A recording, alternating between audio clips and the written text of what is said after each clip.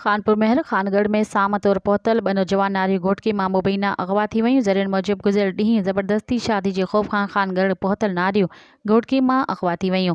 ज़रियनि जो चवणु आहे त नारियुनि पंहिंजो तालुक़ मलक बिरादरी सां ॿुधायो हो, जेको ज़बरदस्ती शादी जे ख़ौफ़ खां खानगढ़ पहुती हुयूं।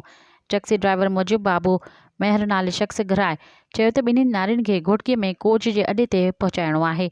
नारियुनि खे खणी कोच जे अॾे ते पहुतसि त मोटरसाइकिल ऐं कार सवारनि घेरे में आणे छॾियो। ड्राइवर शबीर सियाल मूजिब कार ऐं मोटरसाइकिल सवार ॿिन्ही नारियुनि खे ज़बरदस्ती गाॾी मां लाहे कार में विहारे सकड़ तरफ़ रवाना थी विया।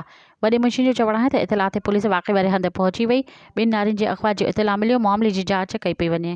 मज़ीद ख़बरनि ऐं तफ़सीलात लाइ विज़िट कयो असांजी वेबसाइट www.awamiNewsHD.com ऐं ॾिसंदा रहो अवामी न्यूज़ HD।